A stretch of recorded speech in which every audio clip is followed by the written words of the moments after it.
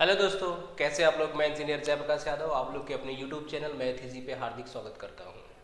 मैं आज आप लोग को ज्योमेट्री का सेकंड पार्ट लेकर के आया हूं, क्योंकि ज्योमेट्री कल मैंने पढ़ाया था, कुछ चीज़ें उसमें से छूट गई थी। जो चीज़ें छूट गई थी वो हम आपको आज एक्सप्लेन करेंगे, बहुत अच्छे से एक्सप्लेन करेंगे। दो टॉपिक है, क्योंकि दोनों का इंपॉर्टेंस बहुत ज़्यादा है, इसलिए मैं वापस से लेकर के आया हूँ। आज मैं जो चीज़ पढ़ाऊंगा उसके बाद मेरा एक लेक्चर और ज्योमेट्री का होगा, उसके बेसिस पे कुछ न्यूमेरिकल हम कराऊंगा। वो तुरंत नहीं कराऊंगा, क्योंकि आज के बाद से हम एनसीईआरटी का क्लास 10th की जो भी मैथमेटिक्स है पार्ट 1 पार्ट 2 मैं दोनों वो कराऊंगा, क्योंकि अब गवर्नमेंट का मैं यहाँ से मैं स्किप करूँगा, छोड़ूंगा। तो चलिए, इससे पहले अगर आप मेरे यूट्यूब चैनल पे नए हैं तो प्लीज़ चैनल को सब्सक्राइब करके बेल आइकन को प्रेस कर लें, और अगर आपको मेरा वीडियो अच्छा लगे तो वीडियो को लाइक करें, वीडियो को शेयर अपने दोस्तों में ज़रूर करना, ताकि ये वीडियो उन दोस्तों तक भी पहुँचे जो पढ़ना चाहते हैं, जो लाइफ में कुछ करना चाहते हैं। तो बस आज के लिए बस इतना ही, हम चलते हैं सीधे अपने पॉइंट पे। चलिए, सबसे पहला जो टॉपिक है वो एक्सटीरियर एंगल है। ध्यान से देखना, एक्सटीरियर एंगल होता क्या है हम वो आपको समझाएंगे कि एक्सटीरियर एंगल होता क्या है। ये हमने आपको ज्योमेट्री में नहीं बताया था। तो सबसे पहले हम देख लेंगे कि एक्सटीरियर एंगल, ठीक, हम पढ़ा क्या रहे हैं, ज्योमेट्री। ठीक, ज्योमेट्री में सबसे पहला पॉइंट है एक्सटीरियर एंगल। ठीक, ये हम आपको एकदम अच्छे से सिखाएंगे, बहुत जगह पे इसका क्या होता है, यूज होता है। तो सबसे पहले हम क्या करेंगे कि एक ट्रायंगल बना लेते हैं। ट्रायंगल में ही एक्सटीरियर एंगल होता है, ठीक है। अब ये ट्रायंगल है ABC, ध्यान से देखते रहना, हम जो चीज़ पढ़ाएंगे वो आप ध्यान से देखो।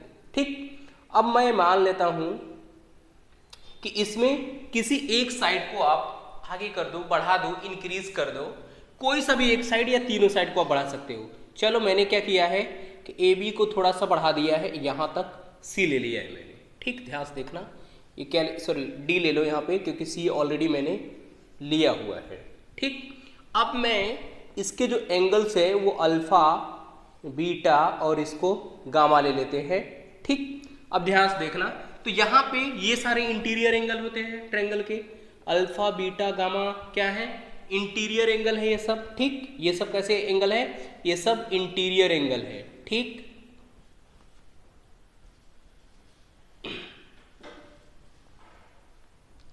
ये सब इंटीरियर एंगल्स हैं। अब हम एक्सटीरियर की अगर हम बात करें, ध्यान से देखेंगे तो ये वाला जो एंगल्स है वो हमारा क्या है, वो एक्सटीरियर एंगल है, यानी कि बहिष्कोण है। अंतःकोण और बहिष्कोण, यही दो कोण के बारे में हम आज आपको इसमें डिस्कस करेंगे।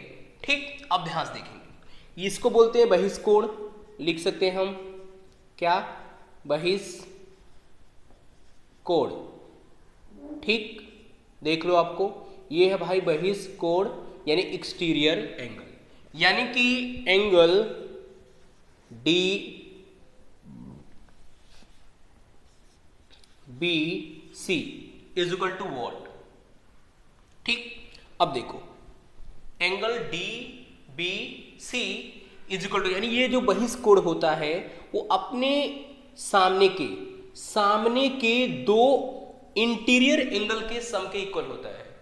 Exterior angle of any triangle is equal to sum of क्या, sum of two interior angle. ध्यान देखना, जैसे ये बहिष्कोण है, ये वाली चीज है बहिष्कोण जो है, मैं ये समझ लेते कि ये बहिष्कोण है, ये अपने के सामने के दो इंटीरियर एंगल के सम के क्या होगा, इक्वल होगा, यानी इसकी वैल्यू क्या हो जाएगी, बीटा प्लस गामा। ठीक, अब तुम कहोगे यार अल्फा की वैल्यू क्या होगी। ध्यान से देखना, मैं एक एग्जांपल लेकर के आपको समझाएंगे, वहां पे आपको अल्फा अपने आप निकल के आ जाएगा, ठीक है, बट आपको बीटा प्लस गामा की वैल्यू आपको निकाल के हम बताऊंगा कि कैसे वो आएगा।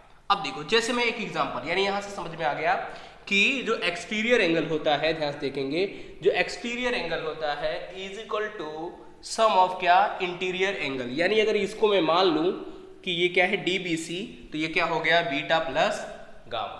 अब हम एक एग्जांपल ले लेते हैं ताकि उस एग्जांपल से आपको समझ में आ जाए। चलो, मैं एक ट्रायंगल ले लिया PQR, हम एक ट्रायंगल ले लेते हैं PQR, एक्सटीरियर एंगल इस बार यहाँ पे हम बना देते हैं। ठीक, तो ये वाली चीज क्या है, ये एक्सटीरियर एंगल है। ठीक, हमको अब ध्यान से देखना, हम एक तरफ से लेंगे, सारी चीजें हम आपको डिस्कस करके देंगे।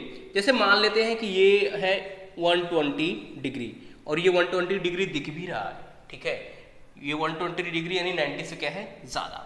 अगर आपको ये दे दे कि ये वाली जो है वो 70 डिग्री है, ठीक है, तो आपसे पूछेगा ये बताओ कितना होगा। तो इसके दो तरीके हैं, आप दो तरीके से लगा सकते हो, ठीक है। अब देखेंगे कैसे लगा सकते हैं वो देख लो। ये 120 डिग्री है, तो आपको पता है कि जब एक लाइन होती है उस पर कितने डिग्री का एंगल बनता है, 180 डिग्री का बनता है। तो यहाँ पर भी आप ये 120 ऑलरेडी इतना बन चुका है, ये भी एक लाइन है, तो ये बचा कितना है, ये बचा कितना है 180 में से 120 क्या कर दो माइनस करोगे तो कितना बचेगा 60 डिग्री। यानी ये चीज़ कितना हो गया आपका, ये 60 डिग्री का एंगल हो गया। अब ये 60 डिग्री हो गया तो 7 और 6 को ऐड करोगे तो कितना आएगा 130 होगा, ठीक, 130 और 180 में से 130 माइनस करोगे तो कितना आएगा 50 डिग्री आएगा। अब हम जैसा आपको बोले थे, ध्यान से देखना, ये अगर ये एक्सटीरियर एंगल है यानी बहिष्कोण ये है, तो अपने सामने के दो अंतःकोण के इक्वल के होना चाहिए, सम के इक्वल होना चाहिए। देख लो 5 और 7 को ऐड करोगे तो कितना आएगा 7 और 5 12 आएगा, यानी 120 डिग्री आएगा। यानी बहिष्कोण अपने के सामने के दो अंतःकोण के क्या है इक्वल है। बहुत जगह पे ऐसे क्वेश्चंस आ जाते हैं और आप कंफ्यूज जाते हैं, नहीं कर पाते हैं, ठीक है। अगर मान के चलो, ठीक, आपको ये और ये दे दे, आपसे पूछे कि ये बताओ, ठीक, ये कितने डिग्री का होगा, तो इन दोनों को प्लस कर देना, वो लिख देना। और नहीं तो नहीं समझ में आया तो इन दोनों को प्लस करके 180 से माइनस करके ये निकाल लेना। जब ये निकल जाएगा तो इन दोनों को सम कर दोगे तो क्या हो जाएगा, ये हो जाएगा। यानी कि ये कमाल है एक एक्सटीरियर एंगल का, ठीक। तो ये एक्सटीरियर एंगल आई थिंक आपको समझ में यहाँ तक आया होगा कि एक्सटीरियर एंगल जो होता है, किसी भी ट्रायंगल का जो एक्सटीरियर एंगल होता है, अपने सामने यानी उसके सामने जो इंटीरियर एंगल होता है दो, उसके सम के क्या होता है इक्वल होता है। दिस इज क्या है एक्सप्लेनेशन ऑफ क्या, exterior angle of any triangle. समझ में आया यहाँ से, यानी ये 120 है तो इसकी वैल्यू क्या होना चाहिए 120 होनी चाहिए, ठीक। यहाँ तक तो हमने आपको एक टॉपिक ये समझाना था कि एक्सटीरियर एंगल क्या होता है। जैसे एक एग्जाम्पल में अगर हम ले लें, ठीक है, आपको अक्सर एग्जाम्पल से ही हम समझाएंगे क्योंकि मैंने इसका बेसिक आपको क्लियर करा दिया, ठीक। अब देखो, जैसे मैंने एक एग्जाम्पल ले लिया पी क्यू अगेन आर ले लिया, ठीक। अब बोल दिया ये भाई 70 डिग्री है, ठीक। अब ध्यान से देखना 70 डिग्री, और आपसे सबसे पहले पूछेगा कि ये बताओ तुम कितना है, ठीक। तो ये अगर 70 है तो ये कितना होगा 110 होगा, क्योंकि इन दोनों को प्लस करेंगे तो क्या होना चाहिए 180 डिग्री 180 डिग्री होनी चाहिए, ठीक। अब ध्यान से देखना, ये 70 है तो तुम ये दोनों फाइंड नहीं कर सकते, ठीक। इसमें से कोई एक पता होना चाहिए, ये जैसे मान के चलो अगर ये हमको दे दिया है भाई कि 130 डिग्री ये है, ठीक, 130 डिग्री ये है, तो हम यहाँ से ये निकाल लेंगे ये कितना है 50 डिग्री है, ठीक। और हमको एक चीज़ और पता है कि ये बहिष्कोण है तो अपने सामने के दो अंतःकोण के इक्वल होगा। देखो 130 है, ये 70 है, तो अब ये कितना होगा 130 में से 70 अगर आप माइनस करोगे तो कितना आएगा 60 डिग्री आएगा, ठीक। और इन दोनों को प्लस करके 130 आना चाहिए, 7 और 6 ऐड करोगे 60 और 70 ऐड करोगे तो कितना आएगा 130 आएगा। इन दोनों को भी ऐड करके देख लो 110 आएगा, 60 और 50 ऐड करोगे तो कितना आएगा 110 आएगा। यानी देख लो इसके सामने वाला ये दोनों को सम करोगे तो ये आएगा, और ये दोनों को सम करोगे तो ये आएगा, और आ भी रहा है। यही है बेटा बहिष्कोण, और यही है हमारा क्या exterior angle of any triangle. यहां से आप समझ गए। अब हम आपको समझाते हैं ट्रांसवर्सल लाइन, क्योंकि देखो बहुत सारे को वो चीज पता है। अब ध्यान से देखेंगे, अब हम आपको ट्रांसवर्सल लाइन पढ़ाने जा रहे हैं। ये भी बहुत इंपॉर्टेंट है क्योंकि ऐसे में बहुत बच्चे क्या कर जाते हैं फंस जाते हैं, ठीक है। अब ध्यान से देखेंगे, दो नॉन पैरेलल लाइन वो कहीं ना कहीं आपस में क्या करती हैं इंटरसेक्ट करती है, इसलिए उनको नॉन पैरेलल लाइन बोलते हैं। यानी कि दो असमांतर जो रेखाएं होती है वो कहीं ना कहीं आपस में क्या करती हैं जाकर के कट करती हैं, मिलती हैं, ठीक है, इसलिए उनको क्या बोलते हैं असमांतर, ठीक है। और जो दो समांतर रेखाएं होती है यानी टू पैरेलल लाइंस, जो या पैरेलल लाइंस भी अगर आप बोलेंगे दो या दो से अधिक, वो कभी कहीं पे भी नहीं मिलती, क्योंकि उनके बीच का जो डिस्टेंस होता है वो ऑलवेज क्या होता है कांस्टेंट होता है। मैं आपको समझा रहा हूँ, ठीक। देखो जैसे ये हमारे पास है L और M, ठीक, ये पैरेलल है, ये कहीं पे भी आपस में क्या करेंगे, इंटरसेक्ट नहीं करेंगी। तो हमको इसके बारे में पढ़ना ही नहीं है, क्योंकि ये चीज आप जानते हो। हमको उसके बारे में पढ़ना है जो नॉन पैरेलल लाइंस है दो, वो क्या करती हैं, वो आपस में कहीं ना कहीं क्या करती है, कट करती है। हम आपको ये पढ़ाएंगे, एक हो गया पॉइंट। एक आएगा दो पैरेलल लाइन को एक ट्रांसवर्सल लाइन क्या कर रही है, कट कर रही है। जैसे ये L और M है तो ये N है, ठीक है, समझ में आ रहा है। ये P है तो ये क्या है, Q है, ये लाइन्स है। हम आपको समझा करके इसमें देंगे कि कौन किसके इक्वल होता है, ठीक है। फिर आपको 3 वाला तो अपने आप क्या हो जाएगा, बन जाएगा। अब ध्यान से देखेंगे यहाँ पे हम नंबरिंग कर लेते हैं। जैसे मान लेते हैं यहाँ पे 1, यहाँ पे ये 2, यहाँ पे ये 3 और यहाँ पे ये, ठीक, ये क्या है, 4 है, ठीक है। ये एंगल्स हैं।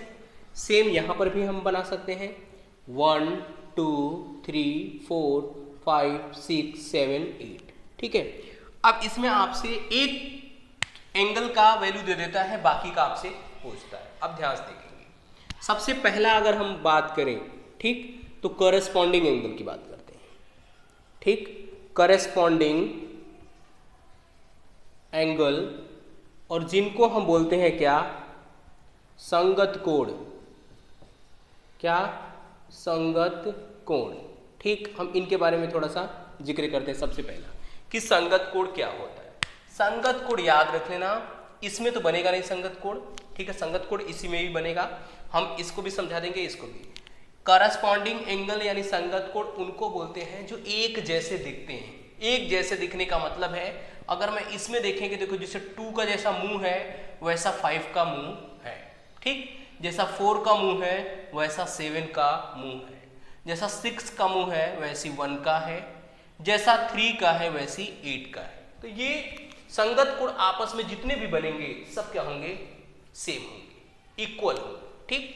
पहला तो हो गया क्या, करस्पॉन्डिंग एंगल। दूसरा हमारे पास आपको मिलेगा वर्टिकली अपोजिट एंगल, ठीक। इनको बोलते हैं शीर्षा भिमुख कोण। ये चीज याद रख लेना, इनको बोलते हैं शीर्षा भिमुख कोण। शीर्षा भिमुख कोण का मतलब होता है कि देखो जैसे ये 1 और 3, 2 और 4 आपस में क्या है, वर्टिकली अपोजिट एंगल्स है। ये भी आपस में क्या होते हैं, इक्वल होते हैं, हम वो भी जिक्र करेंगे। तीसरा हमारे पास होता है अल्टर नेट एंगल, ठीक। अल्टरनेट एंगल यानी कि एकांतर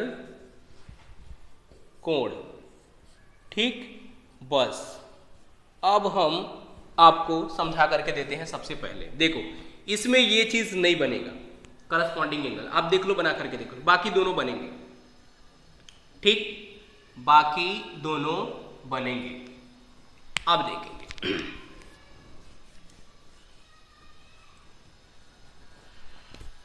चलो हम सबसे पहले देखते हैं कि वर्टिकली अपोजिट एंगल यानी शीर्षाभिमुख कोण किसको बोलते हैं, वो आपस में सेम होते हैं। इसमें देखो शीर्षाभिमुख कोण ही बनता है। देखो जैसे कहने का मतलब है जैसा ये है उसका अगर यहाँ पे मिरर रख दोगे, शीशा रख दोगे मिरर, तो एग्जैक्टली आपको ऐसा लगेगा कि यहाँ पे एक मिरर रखा हुआ है, एग्जैक्टली अपोजिट है। तो ये भी आपस में क्या होते हैं, सेम होते हैं। तो वर्टिकली अपोजिट की अगर हम बात करें तो एंगल 1 इज इक्वल टू क्या हो जाएगा, angle 3 and angle 2 is equal to क्या होगा, एंगल 4, ठीक। बेटा आपको ऐसे क्वेश्चन देगा कि ये 40 डिग्री है, ठीक है, ये 40 डिग्री आपको दे देगा, पूछेगा बाकी का आप एंगल बताओ। तो ये 40 दे दिया तो आप आंख बंद करके इसको भी क्या लिख दोगे, 40 डिग्री लिख देना और लिख देना वर्टिकली अपोजिट एंगल यानी शीर्षाभिमुख कोण आपस में क्या होते हैं, समान होते हैं। तो ये दोनों आपस में क्या हो गए, सेम। फिर मैंने आपको रिजु कोण एक पढ़ाया था, रिजु कोण, ठीक है, यानी स्ट्रेट एंगल पढ़ाया था कि एक लाइन पे कितने डिग्री का एंगल बनता है, 180 डिग्री।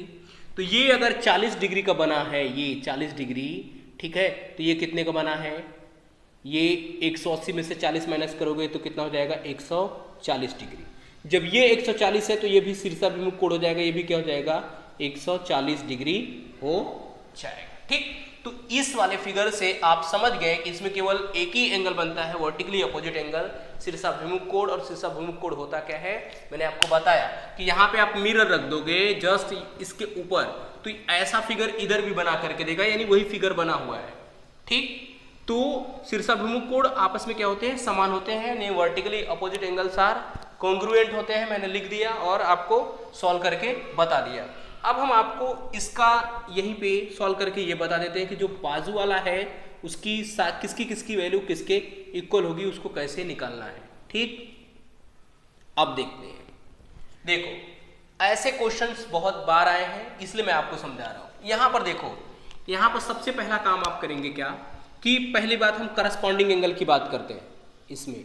ठीक, यानी कि संगत कोण। संगत कोण मैंने आपको बताया कि एक के जैसा दूसरा कैसा दिख रहा है। देखो यहाँ पे एंगल 2 इज इक्वल टू क्या है, एंगल 5। संगत कोण पहले समझा रहे हैं, यानी कि पहला वाला पॉइंट हम आपको समझा रहे हैं, संगत कोण। तो angle 2 is equal to angle क्या, 5। देख लो एक ही के जैसा है। फिर एंगल 1 इज इक्वल टू क्या है, angle 6। Angle 1 is equal to क्या है, angle 6। Angle 2 is equal to क्या है, एंगल 5। और एंगल 1 इज इक्वल टू क्या है, एंगल 6। फिर एंगल 4 इज इक्वल टू क्या है, एंगल 7। ठीक, ये 7 है आपका, 4 के जैसा 7। और 3 इज इक्वल टू क्या है, एंगल 8 है। ये आपस में इतना सेम हो गया। ठीक है, ये थे पहला वाला यानी करस्पॉन्डिंग एंगल। अब हम दूसरा वर्टिकली अपोजिट तो आपको सिखाए अभी, वर्टिकली अपोजिट लास्ट में फाइनल भी एक बता देंगे कि आपको क्या करना है पूरा चीज। ठीक है, अब वर्टिकली अपोजिट दूसरा देख लो। वर्टिकली अपोजिट का मतलब है एंगल 1 इज इक्वल टू क्या है, एंगल 3। ठीक, देख लो angle 1 is equal to angle 3। Angle 2 is equal to angle क्या है, 4। Angle 2 is equal to angle 4। फिर है angle 5 is equal to angle 7। Angle 6 is equal to क्या है, एंगल 8। ठीक, अब हम तीसरा देखते हैं। तीसरा हमारे पास क्या है, देखते रहना। तीसरा हमारे पास है क्या, अल्टरनेट एंगल। अल्टरनेट एंगल का मतलब है जेब्रा। जेब्रा याद रखना, जैसे दो लाइन ये है, इसको जब ये कट करे तो ये और ये एंगल आपस में क्या होते हैं, सेम होते हैं। तो यहां से ऐसे वाला अगर देखेंगे तो दो जेब्रा बन रहा है, एक तो इस साइड से इस साइड, एक तो इस साइड से इस साइड। यानी कि अगर देखेंगे तो एंगल 4 इज इक्वल टू क्या बन रहा है, एंगल 5। देख लो ये वाला और ये वाला आपस में सेम। और हमारे पास बन रहा है क्या, एंगल 3 इज इक्वल टू क्या, एंगल 6। ठीक, angle 3 is equal to angle 6। अब हम आपको सारी चीजें हम आपको डिफाइन करके देते हैं एक ही लाइन में कि अभी देखो एंगल 2 इज इक्वल टू क्या है, एंगल 5 पहले से मिला। फिर एंगल 2 ही इज इक्वल टू क्या है, एंगल 4 दूसरे से मिला। फिर एंगल 4 इज इक्वल टू क्या है, एंगल 5 ये तीसरे से मिला।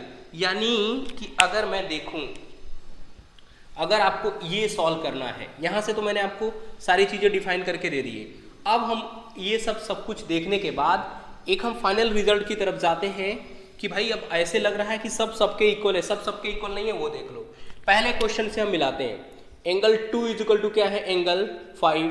ठीक, फिर दूसरे में देख लो एंगल 2 इज इक्वल टू क्या है, एंगल 4, यानी angle 5 is equal to angle क्या हो जाएगा, 4 हो जाएगा। फिर हमको angle 4 is equal to angle 5 दिया है, वो तो है। ठीक, हाँ एंगल 5 इज इक्वल टू क्या है, एंगल 7। तो हमारे पास देख लो एंगल 2 जो है वही एंगल 5 है, वही एंगल 4 है, वही एंगल 7 है।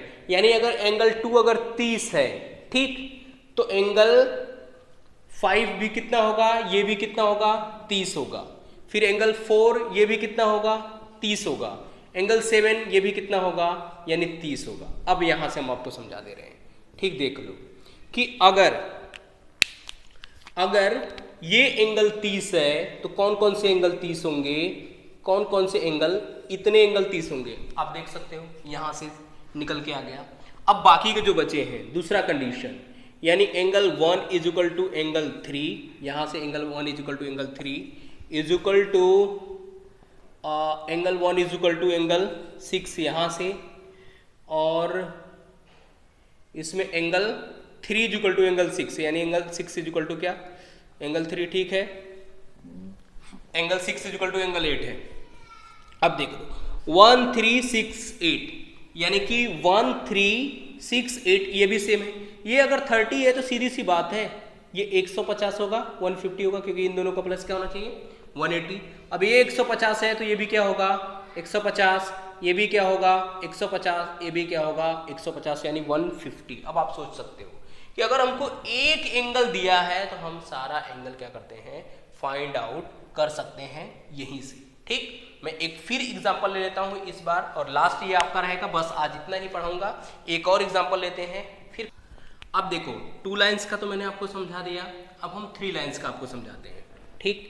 3 लाइंस 1 2 3, अक्सर आपसे ऐसे ही क्वेश्चन पूछा जाता है, ठीक है। अब ध्यान से देखेंगे, थोड़ा सा इनको और बढ़ा लेते हैं हम, ठीक।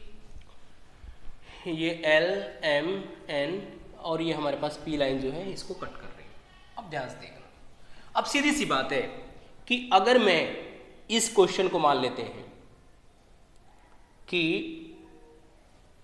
70 डिग्री ये है, तो सीधी सी बात है ये कितना हो जाएगा 110 हो जाएगा, क्योंकि इन दोनों को मिला के 180। बस हमको एक एंगल दिया रहे, बाकी हम अपने आप निकालेंगे, ठीक। अब देखो ये इसको भी भूल जाओ, बाद में हम इसको करेंगे। अब क्या कौन कौन सा एंगल सेम होगा, देखो ये 70 है तो ये भी 70 हो जाएगा शीर्षाभिमुख कोण, वर्टिकली अपोजिट एंगल।